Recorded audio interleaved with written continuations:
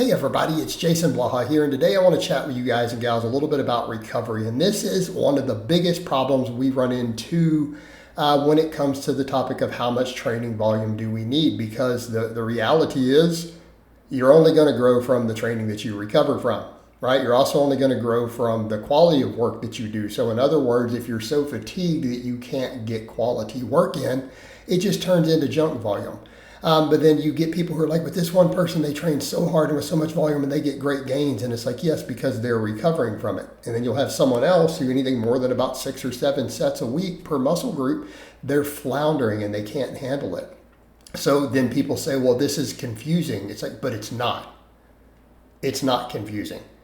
Every single effective rep that you do, which means, reps that reach the upper threshold muscle fibers. Now, when you're a novice, that's not even necessary, but once you get to an intermediate, it becomes necessary.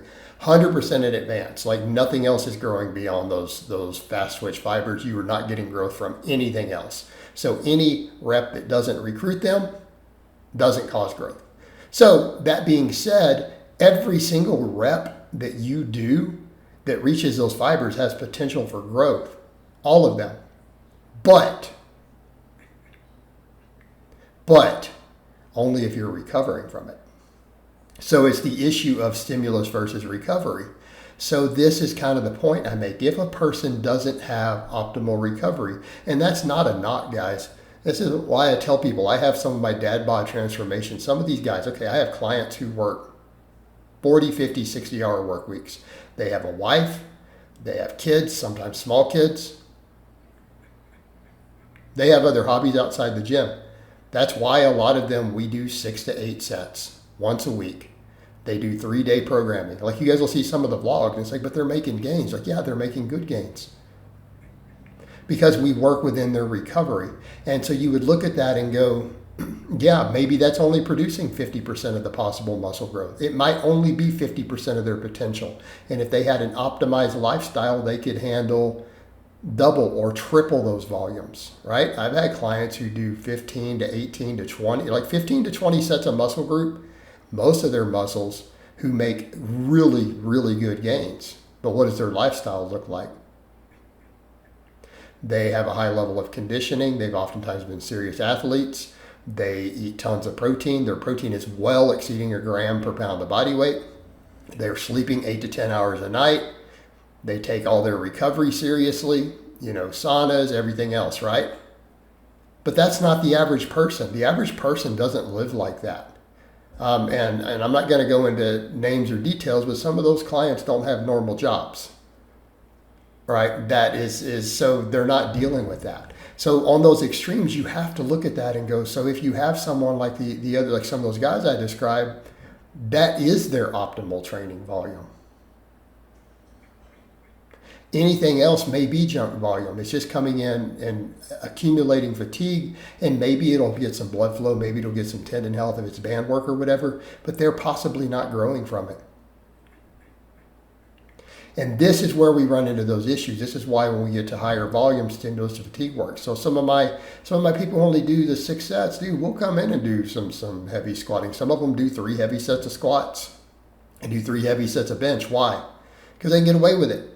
They're doing some pull-ups fair because they're only doing 6 sets. We don't worry so much about the stimulus to fatigue for the lower volumes. But as volume starts to go up, it starts to matter because we do have a finite amount. When we start getting real strong, it matters. Okay, so we need to look at these things. But I would tell people, anytime you improve your overall recovery, yes, you can handle higher workloads in the gym. Not just handle, but benefit from it. Because again, if you're not recovering session to session, that extra stuff doesn't matter. So if I get someone who's like, well, I'm doing this twice a week with the benching, but then they're suboptimal sets, doesn't work. That's why even with conjugate, they had a speed bench day and a max bench day, and then some rep work for other accessories, right? They're not coming in and trying to go hard.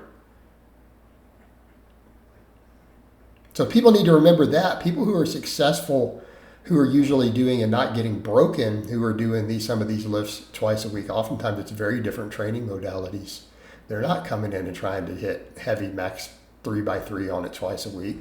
If they do, they break eventually. They're coming and doing max work and then speed work. That's a big part of even why conjugate got away with that frequency.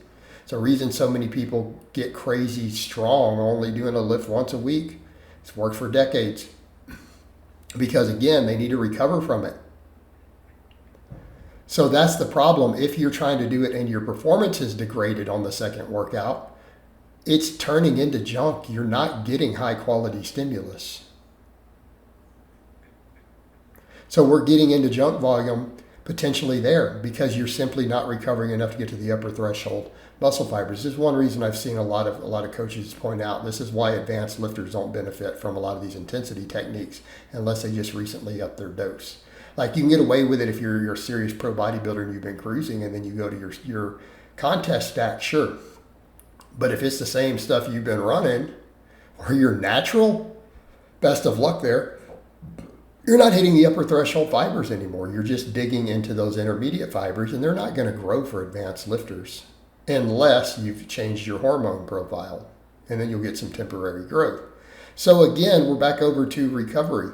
But yes, the difference between 6 or 20 sets a week causing growth is literally about your lifestyle and your recovery. And it's not just all your recovery factors. It could be how good a shape are you in. Someone who's got good conditioning and athletic background, it's very different from someone who doesn't. Right?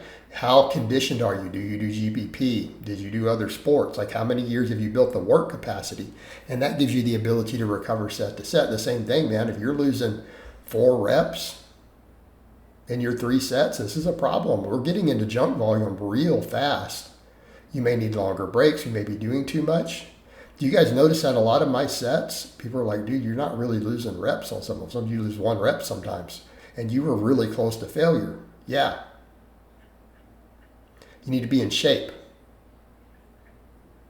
Otherwise, we're getting into sub-quality sets. People are like, but if you reach failure, isn't it a high-quality set? No, because if the upper threshold fibers are too fatigued, you maybe only got 1 effective rep in there instead of 4 or 5.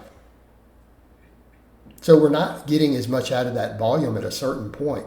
We have to be able to sustain the ability to reach the upper threshold muscle fibers set to set throughout the workout, session to session. This is where all these recovery factors matter. So that is the problem with how much volume should we do. For most, a lot of people, it's going to be 6 to 10. Optimal is going to be 10 to 20. But is your lifestyle optimal? Are you optimal? Is your diet perfect? Are you sleeping enough? Is your stress management on point? Are you in good shape? Are you eating 300 grams of protein? Are you getting large amounts of antioxidants in your diet? So on and so forth. It matters because otherwise all you're doing is digging into your recovery. But if you can recover from it, yes, 20 sets will give you possibly more growth than 10, as long as you don't get an overuse injury. But this is what we have to look at. You have to look at the individual recovery happening at the level of the individual and their lifestyle. All right, guys, but that's really all I have to say on that today. I hope it's been informative, and I'll talk to you guys and gals next time.